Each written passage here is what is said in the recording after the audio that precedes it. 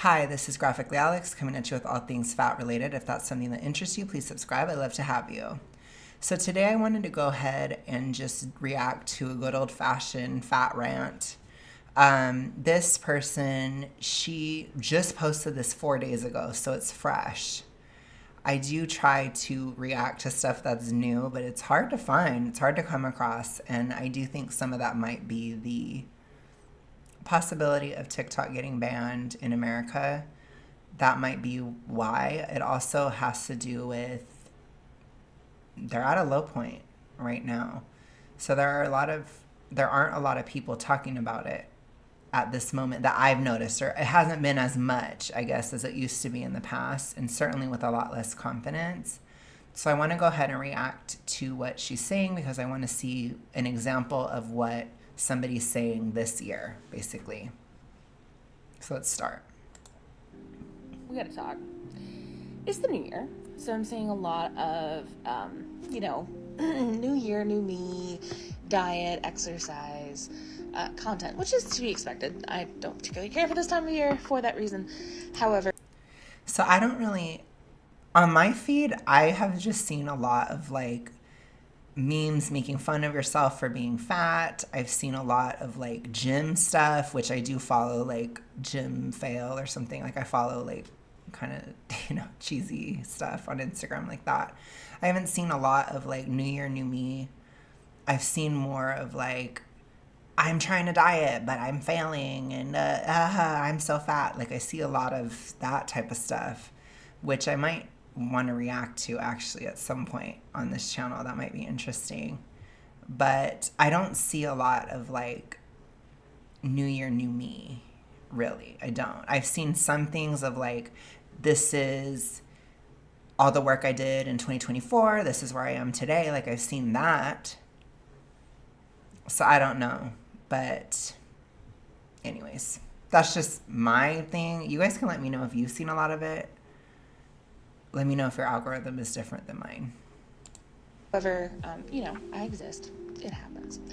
I am seeing a little bit of an uptick in body positive content, which is nice. I tend to be more body neutral. However, I'm seeing a concerning trend in a lot of this body positivity content. I think we're up to like... Okay, so she's going to critique body positivity, which is interesting. 5 or 10 videos now that I've seen in the last little bit that have been like, love yourself. Don't let your weight stop you from doing what you love. Like, do it fat, blah, blah, blah. Okay, let's be real. While the sentiment is nice, and I believe that we should be living our lives, regardless of the size of our bodies, this negates something really important, and that's accessibility. As someone who is considered a larger fat, I float between a size 28 and a size 30 a lot of times. There are a lot of things that I can't do. There are a lot of places that aren't accessible for me.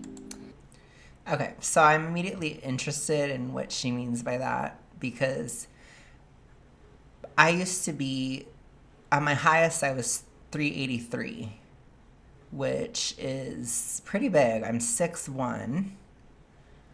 So that's like a big person in general. Compared to the average person. I have a couple pictures in my title thing. I need to do an updated banner with some weight loss pictures next to it, or like some thinner versions of me next to the fat me. But I have like pictures there, like you can see kind of how big I was. I really should do a new banner. I'm thinking about it. Sorry. Gosh. But anyways, I saw a lot of that, or like when I was that big, I experienced it, obviously. And so I'm wondering what she means by accessibility, because for most things, it was still accessible to me, being a pretty big person. So I don't know if she's like even bigger than I was in some way or what. So I just want to hear What she's saying. A couple ones that come to mind. Certain movie theater seats. Okay, I didn't fit in them either. A lot of theaters. I didn't fit in them either. A lot of sports arenas. I didn't go to sports that often, so I don't know. But I also didn't have money to do a lot of this stuff, so I wasn't really concerned. The first time it came up was when I went to a play last February. I saw To Kill a Mockingbird. And it was good, by the way, but I could barely fit. I did fit, but it was barely, and I was nervous. And that was already having lost quite a bit of weight. So that was when I was weighing, I want to say around 306 or so in February of 2024, because I had poofed up with the winter and then I was coming back down. So I shot up to like 320 or something, like 328. And then by February, I was like 306. And then by March, I was 296. And that's when I was officially no longer super morbidly obese, which you guys saw at that whole moment. But basically, that 306 phase, I was, still super morbidly obese. I was technically a mid-fat at the time. And it was tough to fit in the chairs. I was struggling. It was a struggle. So I can kind of see what she's saying when it comes to that type of accessibility. Let's see what else she says. Flying is hard. Yes, very much so. Certain cars can be uncomfortable, especially if there's a lot of us in there. Okay, but a lot of that stuff, how often are you flying on a plane? How often are you going to a sports venue? How often are you doing these things? Even seeing a movie, how often are you really doing that? Like, it just depends, I guess, on how, because when I think of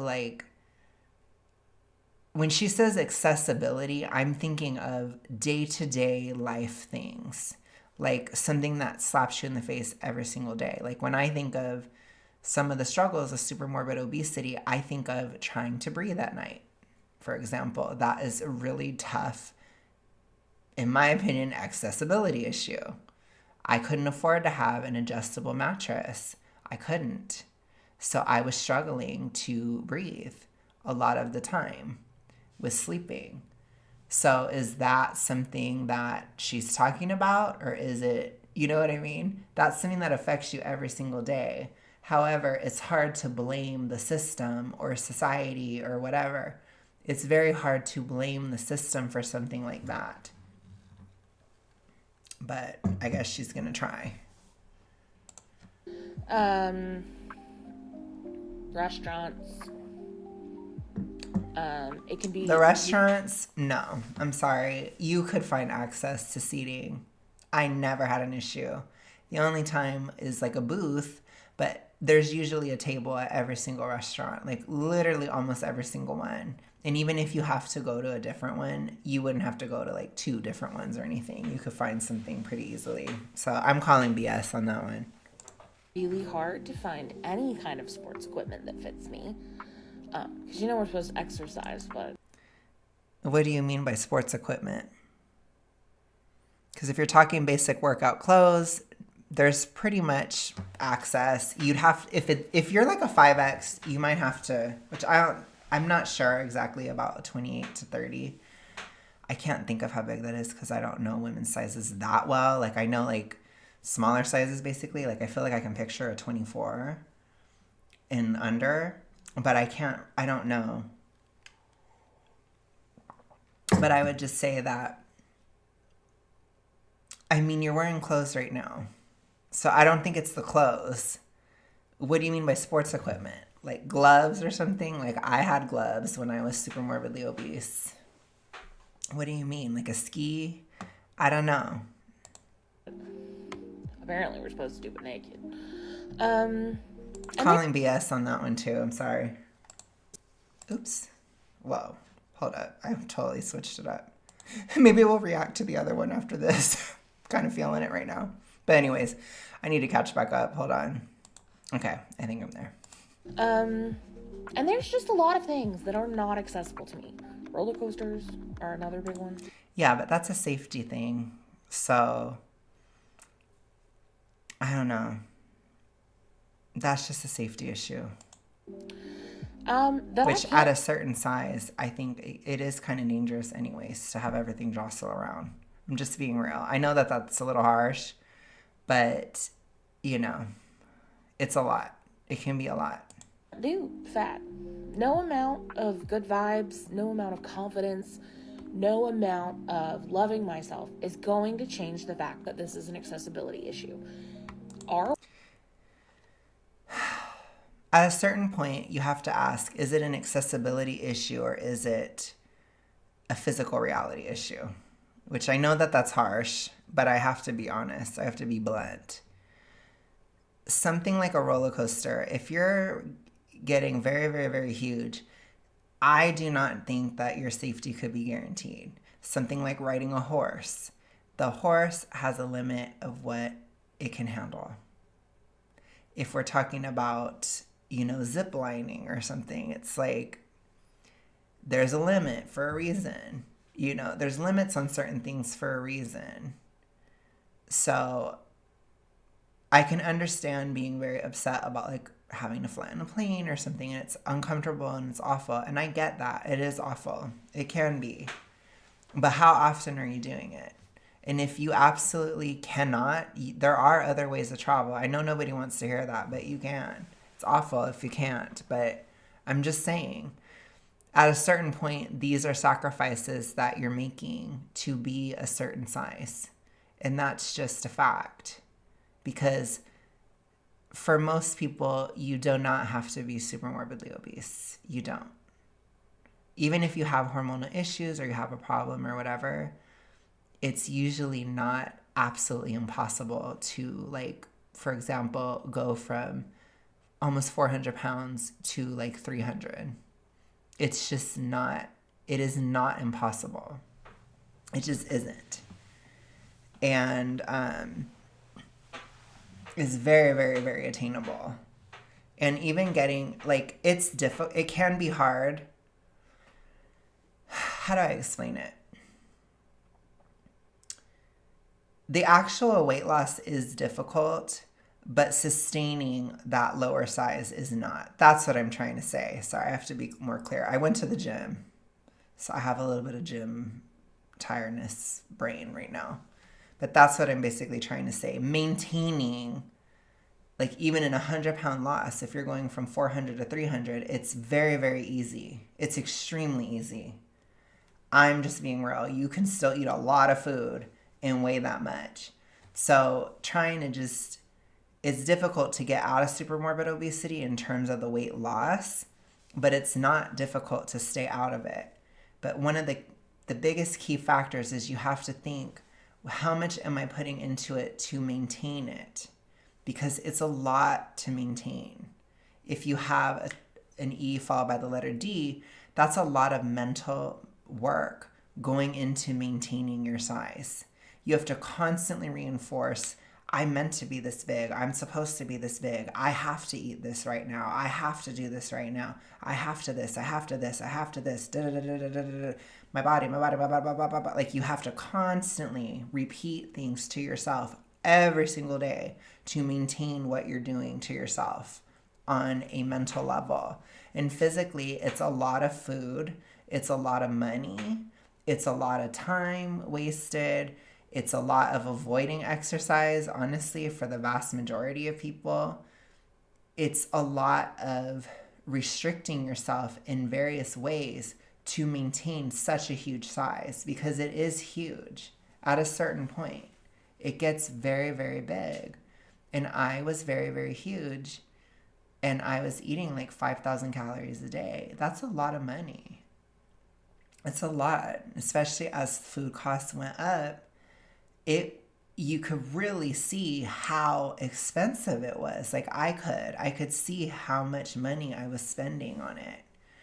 And as I've stated many times, I think one of the only ways I was able to survive throughout this time was doing the deficit, because basically, as the amount of food that I ate went down, the cost of food rose. So it ended up staying kind of at an equilibrium, which is really horrible, but also like I survived, you know? And I can't imagine eating the same amount of calories that I used to in this current economy. I just can't even imagine. And there have been times even prior to all this stuff where I was like eating tons and tons of food. Like back in 2018, I was spending almost $60 a day. A day. That's a lot of money. That takes a lot of effort. And at the time, I was actively gaining because I was having a huge episode where I was really binging, basically, very, very badly. But it costs a lot of money. I wasted a lot of money on that.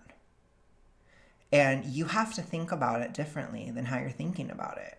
You're thinking, this is how I'm supposed to be. Okay, well, how much is it taking to maintain that? That's hard. That's very, very hard. Your medical costs, your clothing costs, everything. The amount that it affects how much you can work, that's also a cost. So how many days off do you have to take that you probably wouldn't have had to? That's a cost. It all adds up. And you have to think about it. I'm putting all this money into it. I'm putting all this effort into it. While you have to sit there and patiently wait. It's like you don't ever move. I know what that's like. I didn't move. I know.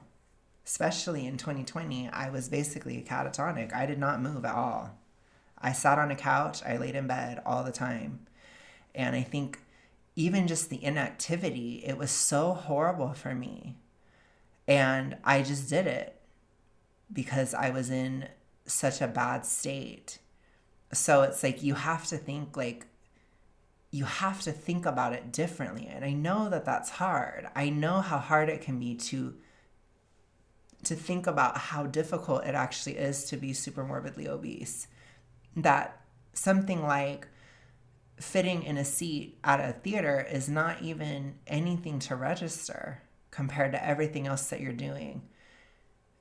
And I think that it's a way to kind of delete reality or not look at reality that much so you can cope, but you have to see the reality of it because you have to get out, which is difficult. I admit it is difficult.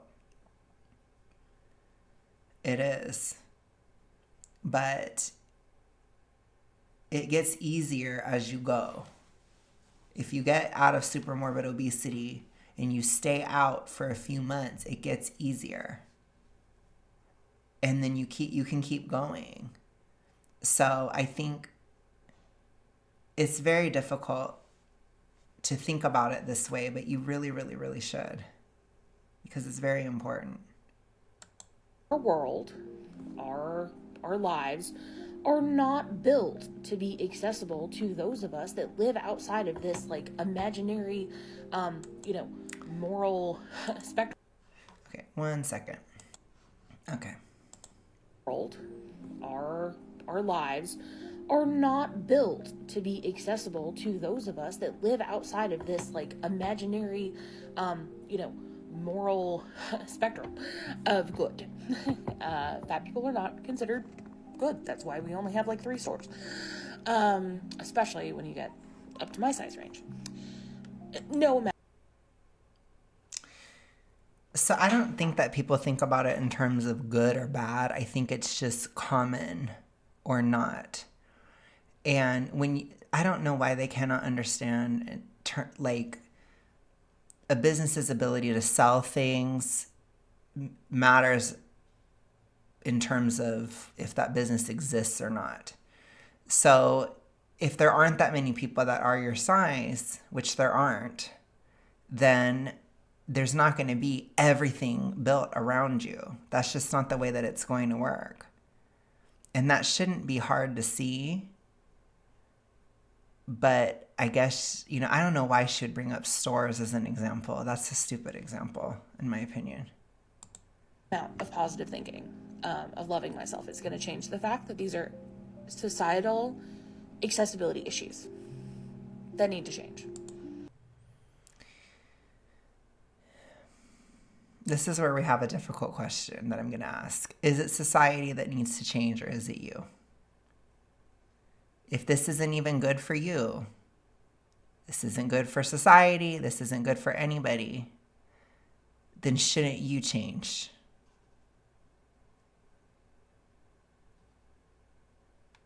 Not good for you, not good for anyone else.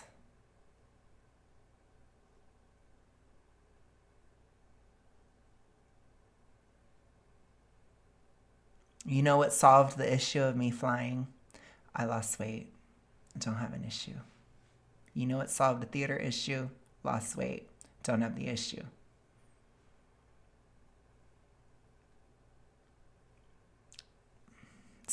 It isn't easy, but it also isn't easy to maintain your size.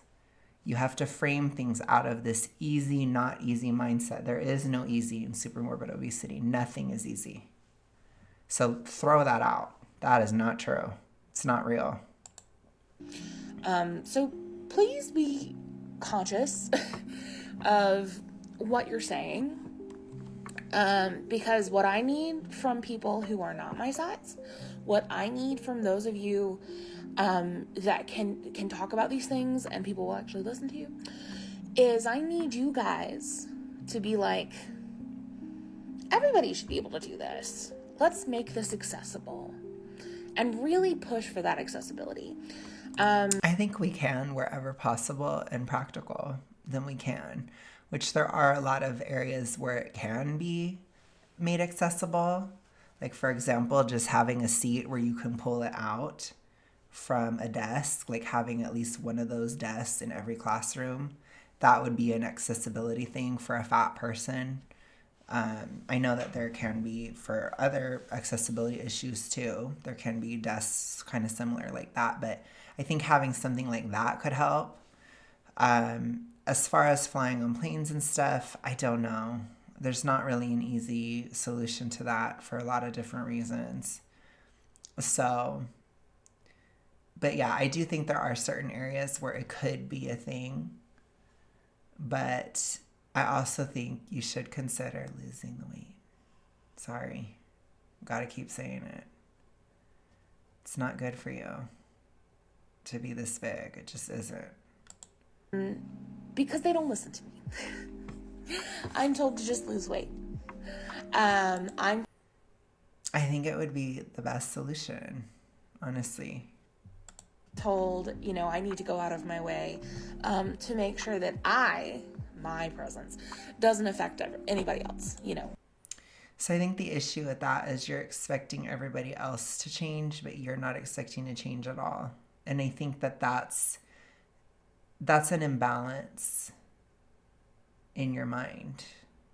So you can be super big in a way that doesn't affect other people, or you can lose the weight, basically. But you can't be super big and expect everybody else to change for you, because remember, it is a choice. It is a choice to be that big. It is. It's something that you're choosing. And that's why we don't view it the same as other accessibility issues where it's not a choice. You're choosing this.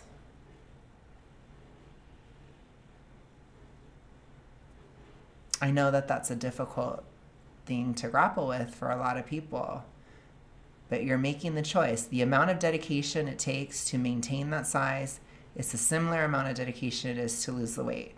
So you have the effort in you. You're just using it wrong, because it's a lot. It is a lot. I'm not talking about being, kind of chunky or even just obese. When you're super morbidly obese, it takes a lot to maintain that. It does. Absolutely. I'm supposed to buy an extra seat on an airplane, or I need to, go and get accessible seating at theaters and arenas and things like that, even if those accessible seating arrangements don't actually fit me, because they're not meant to be accessible for fat people. They're meant to be accessible for people with mobility difficulties. So I still run into issues. But anyway, please just remember that the issue with this is not confidence. It is accessibility. Y'all. The issue is the choice that you're making. That's the issue. And if there are physical issues keeping you that size, you're still choosing not to do anything about it. It's your choice. So I don't care if you have a hormonal issue. You're not choosing to do anything about it. You're not choosing to treat it. You're not choosing to look for a solution. You're not choosing to do anything. You're choosing to do nothing. You're choosing to continue to maintain your size. Which, honestly, at your size, there is going to be either serious pathological issues mentally or physically to maintain your size. It's tough. Like I said, it is tough to maintain. So, yeah, hope that helps. But I will go ahead and talk to you guys tomorrow. I'll be back. Have a good rest of your day, night, etc. I want to also let me know if you guys have any podcasts that you'd like to see me react to, because I'm looking for one right now. And I'm going to be snowed in the next couple of days, so I'd like to do some filming during that time. But I will see you guys later. Have a good rest of your day, night, etc. Peace.